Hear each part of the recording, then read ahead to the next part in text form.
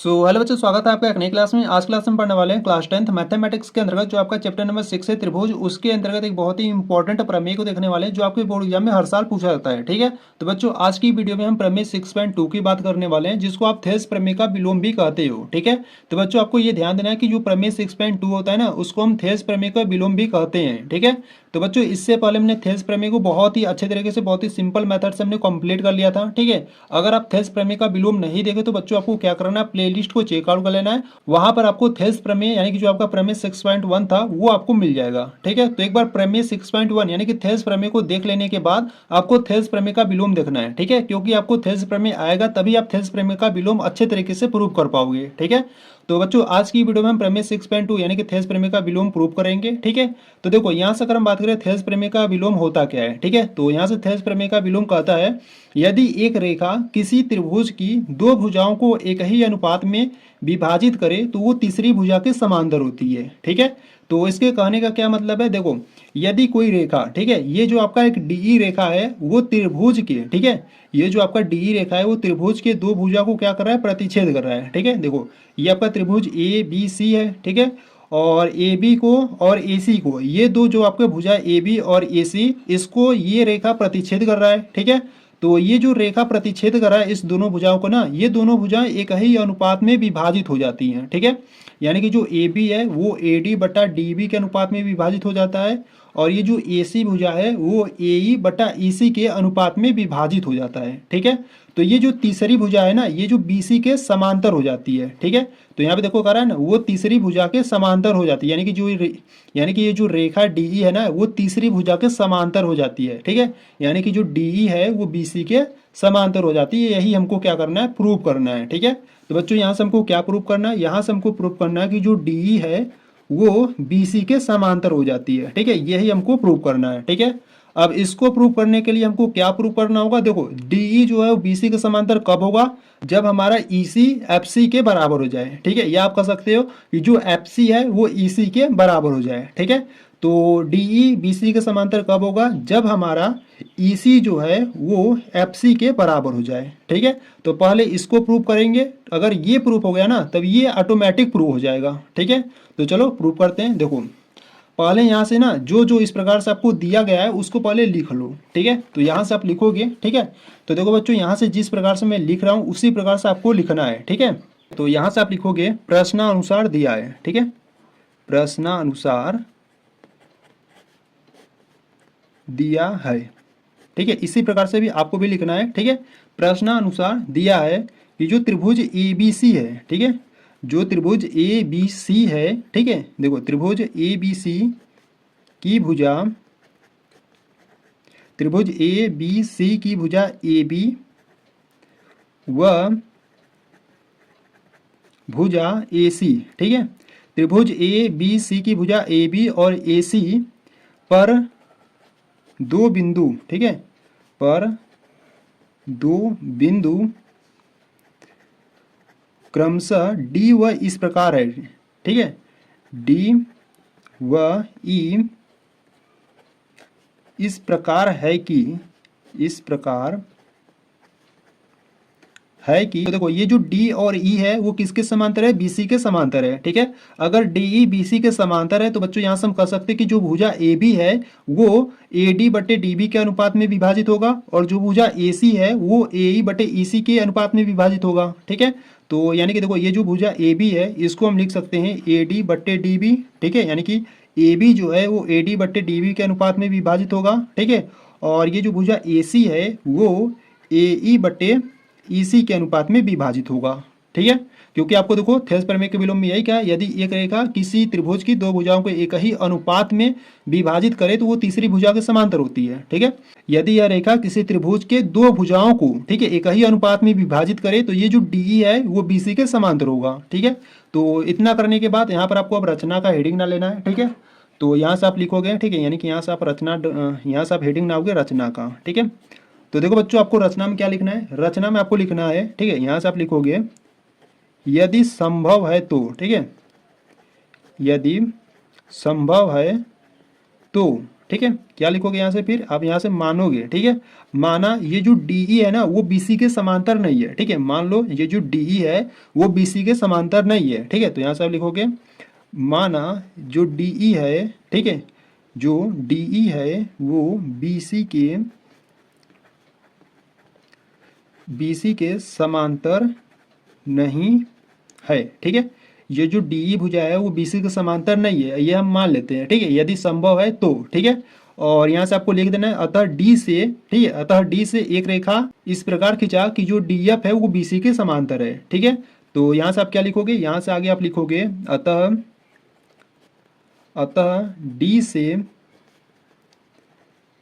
D से एक रेखा, ठीक है, अतः D से एक रेखा इस प्रकार खींचा, ठीक है, इस प्रकार खींचा कि जो DF है ना, ये जो DF है वो BC के समांतर होगी, ठीक है, BC के समांतर है, ठीक है। तो इस प्रकार से लिखने के बाद फिर यहाँ पर आप लिखोगे जो, ठीक है, देखो ये जो D से आपने एक रेखा खींचा इस प्रकार से DF, ठीक है, ये जो F है वो किसको प्रतिच्छेद कर रहा है, AC को प्रतिच्छेद कर रहा है, ठीक है।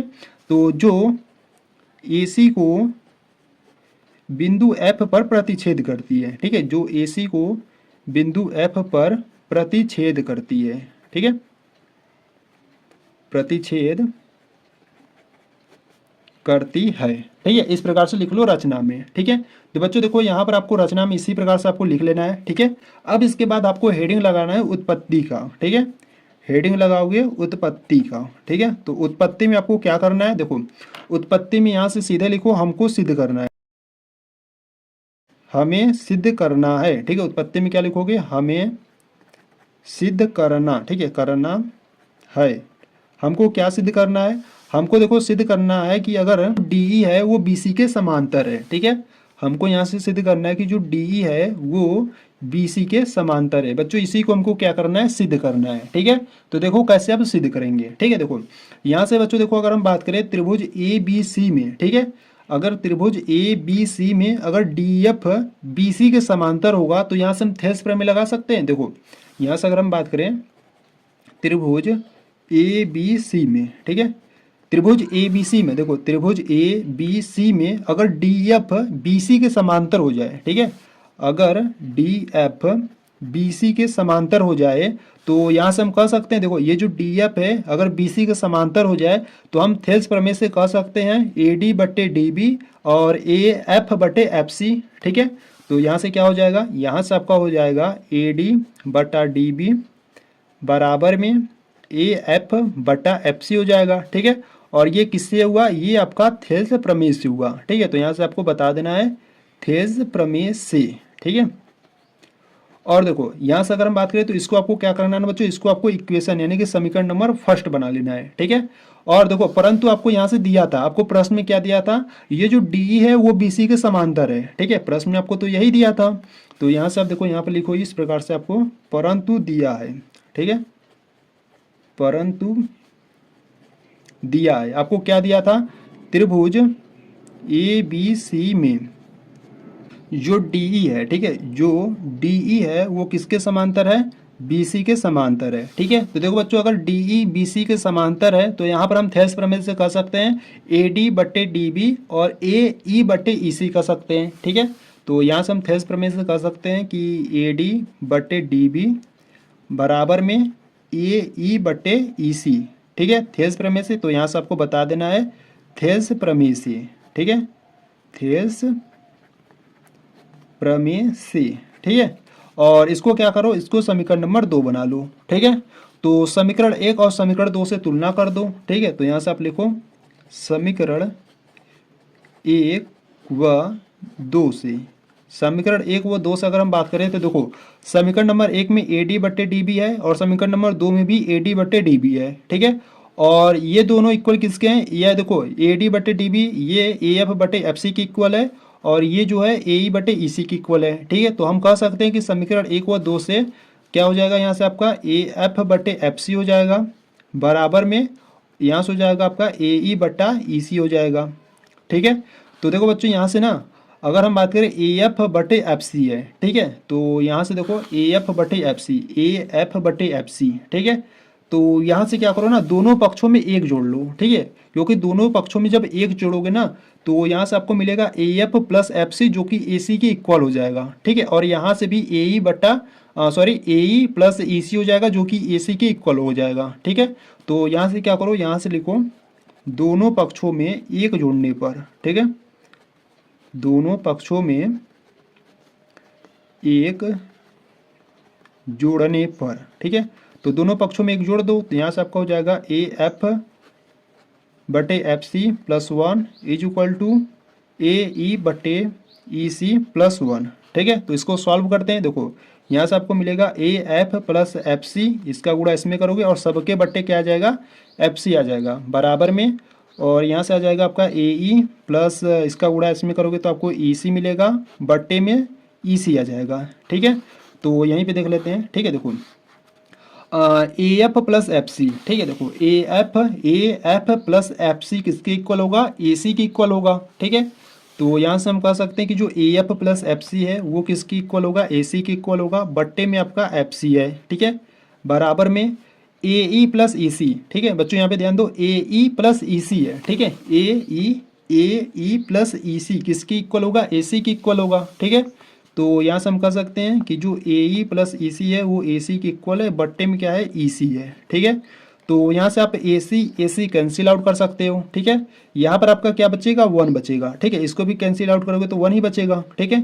ई सी का गुणा एक में करोगे तो आपको ई सी मिलेगा, बराबर में एफ सी का गुणा एक में करोगे तो आपको एफ सी मिलेगा, ठीक है। तो देखो बच्चों, अगर हम यहाँ पर मैं आपको पहले ही बता दिया था, अगर ई सी एफ सी के इक्वल आ जाएगा तो ये ऑटोमेटिक क्या हो जाएगा, जो डी ई भुजा हुआ वो बी सी के समांतर हो जाएगा, ठीक है। तो हमारा यहाँ पर आ गया ए सी जो है वो एफ सी के इक्वल आ गया, ठीक है। तो यहाँ से आप लिख सकते हो, ठीक है। देखो यहाँ से आपको इस प्रकार से लिख देना है, ठीक है। यहाँ से आप लिखोगे यह तभी संभव होगा, ठीक है, यह तभी संभव है, ठीक है, यह तभी संभव है कि एफ बिंदु, ठीक है, जो एफ बिंदु है वो ई के संपाती हो, ठीक है। अगर एफ बिंदु ई के संपाती होगा, ठीक है, तभी ये जो आपका जो डी ई भुजा है ना वो बी सी के समांतर होगा, ठीक है। तो इसी प्रकार से इसको आपको प्रूव करना था, ठीक है। तो ये आपका हो गया प्रूव्ड, ठीक है। तो इस प्रकार से बच्चों आपको प्रूव करना था, ठीक है। और बच्चों ये आपको ध्यान देना कि जो ई सी है वो एफ सी के इक्वल कब होगा, यह तभी संभव होगा जब यफ है, जो यफ आपका बिंदु है ना, देखो यहाँ पर जो आपका यफ बिंदु है, ये जो आपका एफ बिंदु है और ये ई बिंदु, ठीक है, अगर ये दोनों बिंदु आपस में संपाती होंगे तभी आप कह सकते हो कि जो डी ई है वो बी सी के समांतर होगा, ठीक है। तो इस प्रकार से बच्चों आपको थेल्स प्रमेय का विलोम आपको प्रूव करना था, ठीक है। अगर इसमें आपको कुछ भी डाउट हो रहा है तो आपको क्या करना है, वीडियो एक बार बैक करना है और अच्छे तरीके से इसको देख लेना है, ठीक है। और यहाँ से थेल्स प्रमेय और थेल्स प्रमेय का विलोम आपके बोर्ड एग्जाम में हर साल पूछा भी जाता है, ठीक है। तो बच्चों इन दोनों को बहुत ही अच्छे तरीके से रिवीजन कर लेना, ठीक है, क्योंकि अगर आपको थेल्स प्रमेय का विलोम अच्छे तरीके से एकदम क्लियर रहेगा तभी आप प्रश्नावली 6.2 को अच्छे तरीके से सॉल्व कर पाओगे, ठीक है। तो यहाँ पर आपका थेल्स प्रमेय यानी कि जो आपका प्रमेय 6.2 है वो आपका कंप्लीट हुआ, ठीक है, थेल्स प्रमेय का विलोम, ठीक है। तो अगर आपको ये वीडियो अच्छी लगी तो वीडियो को लाइक कर देना, चैनल पर अभी नए हो तो चैनल को सब्सक्राइब कर दो, ठीक है। तो चलो मिलते हैं बच्चों नेक्स्ट वीडियो में, तब तक के लिए जय हिंद जय भारत।